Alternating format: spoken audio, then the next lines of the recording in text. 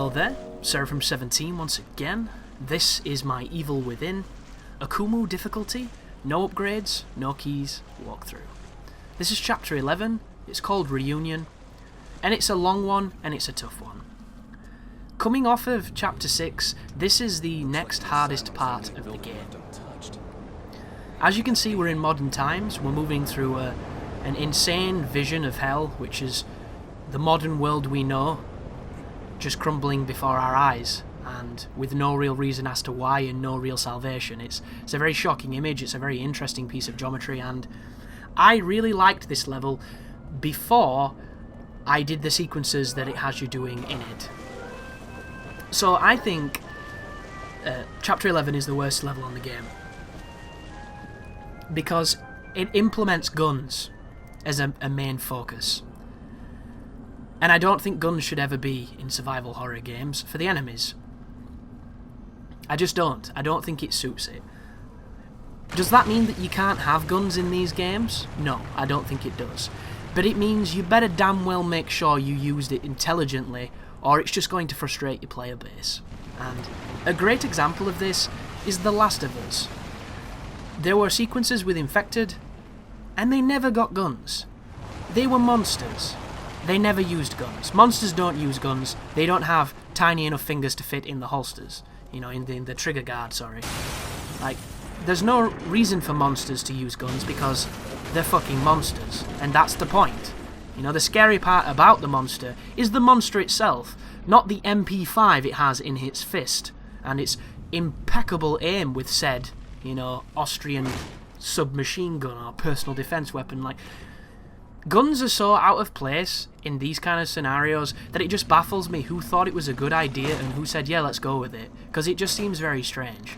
And the worst part about gun enemies is they never drop bullets.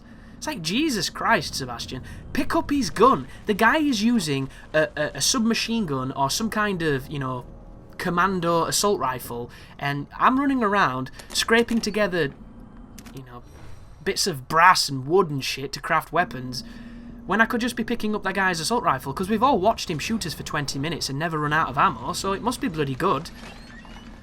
Yet, we never pick them up. Instead, we just have to suffer through them, and this level is all about suffering through guns. And it's a shame, because there are parts of this section that are really fun. On the earlier difficulties, this level's really fun. On this difficulty, it's a piece of arse, and I hate to say that because I really like this game, but it's true. Every single part where guns are involved, it is unnecessarily challenging, and challenging for the bad reasons. So this is the first instance of it. Once we go through this rapidly shrinking piece of, I don't even know what this is, this crazy alleyway, this little ginnel that they call it around my end. Some people say ginnel, how strange is that? Ginnel, like it has something to do with the drink. Some kind of strange kennel where gin users go and skulk around drinking copious amounts of alcohol. But once we go through here, you're going to get a checkpoint. There's a couple of things to pick up. As you can tell, I've died, because this section sucks dick, and the texture's had trouble popping in, but there's some matches over here, and there's a fireman that's waiting to ambush us, and unfortunately, he's not a stripper, he's a murderer, so we have to kill him. Because just imagine, if he was a stripper, he could distract the other guys in the other room, and they'd come and eat him instead of trying to eat me. It'd be quite useful. But once you've killed him, this next room is a pattern you're going to have to know, because if you don't know it, you're going to die. And why are you going to die? Because people have guns. So shoot him in the face, pleasantly, hop over this wall and stealth kill the guy to the left. You can stealth kill most of these people if you want to, but I don't do it because it takes too long, and for instance, this section is checkpointed poorly, and it's poorly for the gun reason I've already mentioned. So stab him in the head, pull your rifle back on, shoot the guy to my right in the head, and then two people are going to rush you because you've just shot a gun. And they generally climb on top of the cargo crate, or they're just over where I've just looked. So wait for them, and they will come. Once you've killed both of them, everyone is dead in this area.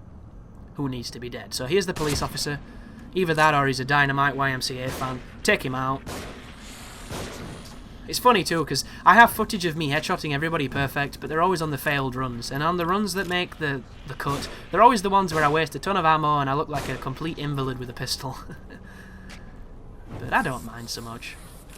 So once you've done that, you have a moment now to collect the grenade to my right, break some of the boxes to my left, and just pick up some stuff should you choose to. What will happen here is, there's a door behind me and it's locked. It needs a key card because this is a video game and we can't climb fences. So instead, we have to go in a room over where we came from, where the guy I headshotted at the beginning of this sequence was inside. Once you're in there, you pick up the card and it spawns 2 SWAT armoured assault rifle monster men. The first one's going to bum rush it and he's easy. The second one is going to be on the cargo crate to the left of me in a sniping position. And we have to cross from this door to the door I'm about to touch while a guy has a rifle and really good aim. So I don't know if you see the problem with that, but you should. Not only will we have the gun guys to attend to, but the room we're in is about to get swarmed with more zombies. Not only do we not have the ammo to kill them, but they're going to be coming up our bottoms, like some kind of gay pornography, while the guys with the guns are in front of us. So it is a traditional pincer attack, and it's incredibly dangerous. The worst part of it all is when you get the key, it takes Sebastian a while to use it, because for some reason he's unfamiliar with how doors work, so it takes him longer than it would any human being chased by a bunch of zombies holding guns. But this is the next spawn. This is, I believe, 3 enemies that you should be able to headshot quite easily, because this section you'll do a few times in your experience playing Evil Within. Unless you've upgraded your life, and then maybe it makes a difference on the earlier difficulties, because it sure as shit won't make a difference here. So the ideas I had, I now know that the guy with the gun who goes onto the climbing perch, he has to climb the ladder. So perhaps a good strategy here would be to put an electric bolt on the ladder or a bomb on the ladder. The way I deal with this section, I plant a bomb there just to try it, but I put the Magnum on, because normally I throw 2 grenades, and 2 grenades is a waste, because for some reason grenades don't kill things, and they really should, which I would definitely change. But the checkpoint happens, sorry, there is no checkpoint, but the spawn happens when you pick up that key. First guy's here, use the, oh I put the wrong gun on, how nerve-wracking is this? Goodness me, I could have died then. But Magnum kills him, and then before you edge out of here, you need to shoot this guy. You see him? Quickly shoot him. Once you've done that, you're safe.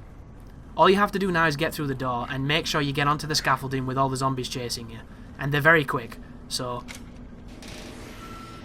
Like, why does he do that? Why does he do that? Dude, you're being chased by dudes. That's a lot of dudes for one sentence, and they're chasing you. So as soon as you get onto this, and you drop in, they can no longer follow you. But that sequence right there might look quite simple. It really isn't. And the checkpoint, if you die on any part of what you've just witnessed, even now, if I were to die, no checkpoint, you will go back to before you killed the ex-stripper fireman. And that's why that section is bad, because those 2 guys that turn up with guns ruin it. If they weren't there, I would have no issue with that part. It would be fun, it would have a good path and a good pattern, and it'd be cool. But instead, gun people. So, this is really interesting, this too, because I'm about to take damage, and I don't die. When you approach this creature, the road is going to break, and if you watch my life, I take damage, but it doesn't kill me, which means either it's mandatory damage, or somehow the residual damage in this level is not classed as a one-shot. I'm not too sure what it is, but it's quite interesting. The only other time this has happened, and also I'm not able to sprint either, I have to crouch to get my life back to sprint. Or maybe I don't, I just got my life back then. Yeah, maybe I'm full of shit, who knows, probably. I have a glitch here as well. I shoot that statue to get the key, and then I can't pick the key up. I don't know why it did it, I'm not too sure if it happens every time, but to get around this, if you swim and push it up to this car, when you shoot it you can then pick the key up from on top of the car. But for some reason, not only am I wasting a ton of bullets because this game's aiming is bullshit, but I go over to pick up a key, and the key does not let me pick it up. There's no detection on it, and that's kind of unfair, but whatever. Video games and all that.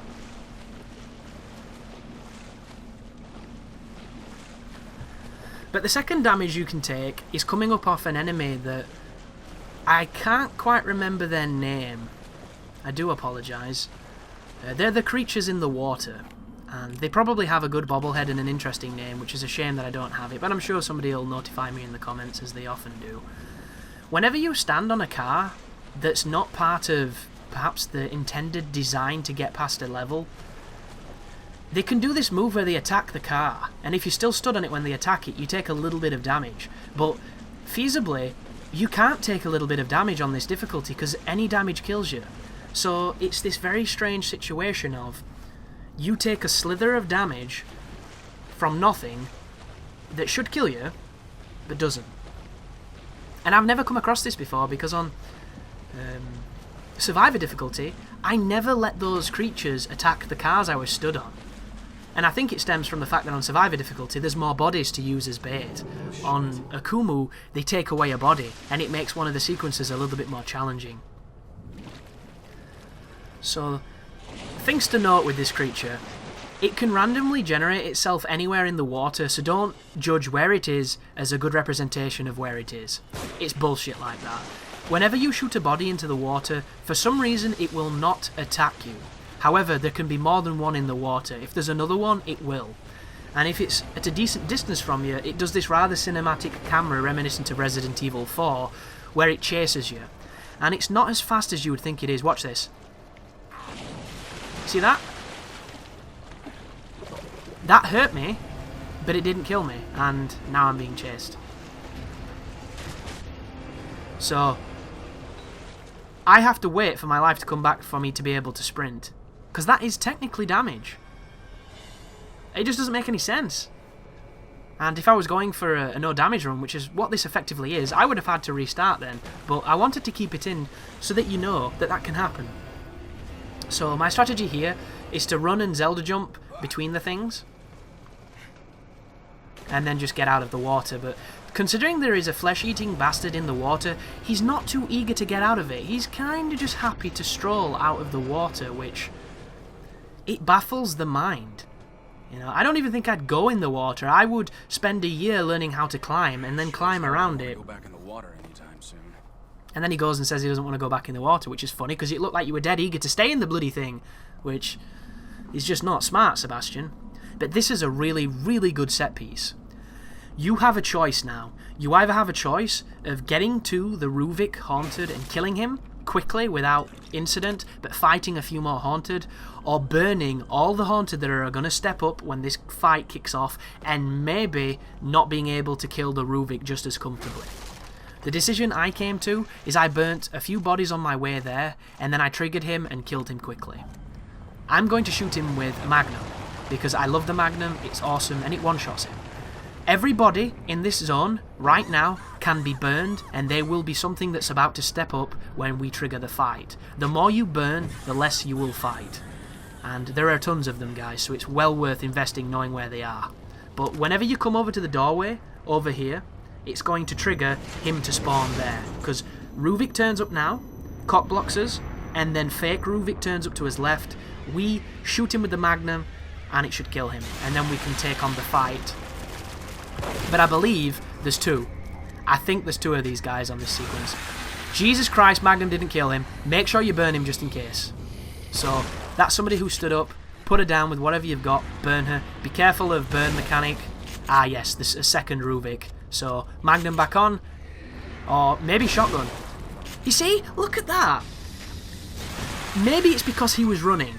But he wasn't running that much. Like, why doesn't the shotgun do that every time? It must be that. It must be the fact that he was beginning to run, and it somehow triggered what we needed it to be. But did you see how easy that was? Because we burned those bodies? Super effective. And dealing with the Ruvik clones is one of those things you're going to grow more comfortable with the more you do. When you first bump into him, it's kind of scary because you think it's Ruvik, but it's not. And there you go. If there wasn't a better way to incentivize using Magnum there, I don't know what is. And we just got an investment back. So what I'm going to do now is I'm going to walk all the way around this area because I know what's coming. What is coming is the most bullshit sequence in the game, aside from the Chapter 6 one. And even this is more bullshit than that because at least you get to move in that one. It's hard and the checkpoint's bad, but you get to move. This next one, you don't. You stand no chance. It's so stupid, it really is. And the worst part about it is it's two back-to-back fights that take all your ammunition, and then the next sequence is a section that can really only be done with ammunition. And the sequences before it, you might have been able to do it without. It would have been bloody difficult and stupid and took about an hour of just meleeing, but you would have been able to do it. When you're in that cable car thing, all you can do is hide and shoot, and when someone has a Molotov, there is like a 99% chance you were about to die, unless you shoot them. And if you don't have bullets to shoot them, what do you do? And I'll never understand the design here, because I've mentioned this earlier in the walkthrough. On Survivor, they have so much ammunition in that box, it's obscene. And they could have literally had 5 pistol bullets on the floor in that little lifty thing, and it would have made all the difference. But as it stands, I literally can only shoot the people with the guns and the people with the Molotovs. If I shoot anything else, I will not have enough to defend myself. And I refused to use my Magnum. I utterly refused. Oh, Jesus Christ, what a shame. How does that work, man? Terrible, terrible aim from me. But this section's very difficult. I have a lovely video where I fail it, which hopefully you'll enjoy. There's a surprise in this moment too, and you might not have noticed it. On the other difficulties, there is not a sniper here. On this difficulty, there is. On the ledge below where the dude pulled the lever, who you can't shoot and skip this entire spawn, which would be lovely, there's a guy with a rifle. And he only turns up when you spawn the other guys, which means he's going to be shooting at you while they're shooting at you, and that's real bad. So if you fire a flashbang, you'll see him, and then you can shoot him and then initiate a fight with him. Because he's wearing a helmet, we can't insta-kill him, which is a shame, but 2 shots to the chest will kill him nonetheless. There was also a potential skip here, but you can't do it, it seems. When you climb the ladder, you can jump on top of a fence, but there's a gap that leads to the other area, and for some reason Sebastian won't attempt to jump. If he would attempt to jump, you could skip this entire sequence. My strategy is very simple, but sometimes it doesn't work, because the spread on the splash of the frost gun is indicative of how close the enemies are together. So, all you need to do is wait for the door to open, shoot it at their feet, and hope it gets everybody. If it freezes everyone, they'll all die. Every so often it does that, where you kind of go, eh? Like, how did that miss? You know, he was really close, and like, what the fuck? But it happens. The hardest part here is the final wave, because after the 2 guys, there's going to be one dude who will not leave the room. Every time the door opens, he shoots you with a gun. And the guns are insane, because not only do they have quick reflexes and perfect aim, but they have a lot of bullets. They never run out, and it's just... It's pretty bad. And the controls don't let you crouch fast enough to get away from the bullets sometimes. And this door takes forever to open because it's trolling you. So there they are. Crouch. That's both of them dead, and now the door's going to open, and it's going to be one guy on his own, so I'm going to throw a grenade at him, and it's going to take 2 grenades to kill him, because this game hates you. And the funny thing is, you can crouch while aiming a grenade, but every so often, Sebastian will stand up, and sometimes, when he stands up for no real reason, it can get you killed. And it's really nice of them to do that to the player, when there's a moment like this where the checkpoint is literally in the room before this, what we've just done. And it might not seem like a lot, but it's kind of stressful when there's a ton of people with guns ruining your fun. But that's the end of that room. It's a very effective strategy to get through it, but it's still tricky to do. I tried a bunch of different ones. That one was the best. It is incredibly resource heavy on the frost bolts though, so if you don't have them, hopefully you have something else in exchange to do there. But as soon as you go up top here, you'll get a checkpoint, and the next section's actually pretty easy. But the one that follows it isn't. So, I hope you have 16 pistol bullets right now. I pray to God you have 16 pistol bullets, because if you don't, the next part's going to be really hard. So, listen to this. Watch this guy, watch what he does. You see that? All the way through this game, snipers have been able to shoot once. Then they've reloaded, they've crouched, they've popped back up the shot again. For some reason, on this level, and from this point onwards, they have the ability to do a double shot. I don't get that. Like, was I just getting unlucky on the previous people who couldn't do that? Or have they always been able to do it, you know? It doesn't make sense for them to go from being, you know, they shoot, they hide, they shoot, they hide. That's how it works. To suddenly now he has 2 shots. Good luck. Seems kind of weird to me, but that's just me. Now we're here, it gets a little more interesting. I'm going to flash him and stab him in the jaw. Spoiler alert. And then what's going to happen is when we power up this generator, it's going to spawn 2 guys with guns, and I think 3 people without them. The 3 people are going to rush us up the ladders, the 2 guys with guns are going to get positions that are kind of annoying. I can't even begin to tell you how much I dislike the part that follows this. And I'm hoping that somebody's witnessed it for themselves, just to know how terrifyingly bad it is. Because it is a minute or 2 that is completely out of your hands, and I do not really care personally if your game is the hardest game ever made with the most ridiculous amount of difficulty ever, as long as I'm in control. An addendum to this is that it has good checkpoints. If it doesn't have good checkpoints, chances are I'll probably not play it.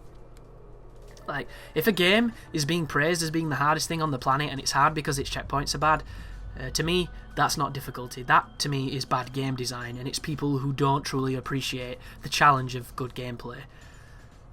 But when they take away the control, there's no forgiving that, there's no redeeming it, there is no redemption.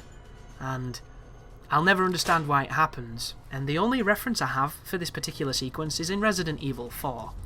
There's a ski lift section, where there's a couple of people on the ski lift who throw axes at you, and you can shoot all of them once, and they fall off, and there's only about 4 or 5 enemies to shoot, and it's this really fun, irreverently silly section of the game. And then you contrast it to this, where, on this difficulty, I think there's about 15 enemies. And the only way to shoot them and get them as a one-hit kill is if they're close to an edge. And on the final spawn, none of them are close to the edge. It's intentionally designed to fuck you. That is literally all it does. And I just don't agree with it, is the moral of that little tangent. But here comes the fireman. I'm going to probably drop a match here and hope I don't die. The guy with the gun just stood up, so I need to crouch before he shoots me. See what I mean, though? I threw a grenade at him, and he took it. I'm not asking for realism, I just want my grenades to work. Grenades usually really work. That's why we call them grenades, and not piece of shit I'll never use. But this game takes 2. Who knew? That scared me too. Random fat fire dude trying to grab me. So, I'm probably going to use a second grenade here because it's really not worth messing around with these dudes with the guns. Oh, I'm going to try and quick draw him. I do not recommend this. If you don't kill them, you're dead. That's how this works. Oh, maybe not. Shit. That guy didn't kill me. Oh, don't shoot, Chris. You need those bullets. Please don't do it. Save him. Save him, Chris. Oh. Oh, it's so tragic to watch. God, if only I'd knew. And you might be wondering, why didn't you back your save up so you could have gone back? I did, I just didn't want to do these 2 sequences again because they were boring. And now, there is one more guy with a gun alive, but he's hiding. Experience tells me he always hides in the same place, but the moment I say that on a video, he'll hide somewhere differently for you. So when you get down this ladder, don't go down the ladder, go down the stairs, you want to start sneaking your way through this arena. And as you get to the pipe, just past that bomb, he's going to turn up on the pipe just past the second bomb over there, very close to where we dropped down, and hopefully we're going to deal with him. I'm probably going to flash him and stab him in the chin. I'm doing it again. Oh, if only I'd known. But that's what I'm here for, guys. Now you know to save your pistol bullets, because you're really going to need them. Oh, and maybe flash rounds. Flash rounds could be really useful at the end, but I didn't want to waste resources on a section that I think is utter bullshit. I hope you agree too. I'm sure there's somebody out there that's like, oh, it's legitimately well designed, because there always is. You know, you can find polemics everywhere. It doesn't mean it's right, doesn't mean it has any validity, it just means that, you know, someone has an opinion that you don't agree with. So, I'm trying to use myself as bait. This guy's not taking it. I believe he's behind the balustrade between the 2 circles. I believe he's there, you know, behind that piece of concrete in front of me. That stripy concrete past the ladder. And of course, the camera and the perspective and the letterboxing make using the camera incredibly more difficult than it needs to be, because all it does is obstruct you, and there he is. So, flash and stab. And that's the end of that section. When we get just a little bit further up here, the checkpoint's going to land, and then the hell begins. So this is perhaps a minute section that can be failed at any second for any given reason, just because your dog axes have arcs and you took one for some reason. I can't begin to tell you how much it made me mad. I can't begin to tell you how much it's luck dependent if you don't have the ammunition to shoot the people who are threats to you. And there is nothing I can do to get you through this, except for believe in yourself, you can do it, it's bullshit, I didn't think I could, it took me about an hour, and an hour of like a 20-second section is as brutal as it gets, and it feels so much longer than it is, but once you get to the other side, you will never have to do that shit ever again, unless you come back through again. So thank you for watching, I will see you in part 2, and you take care now.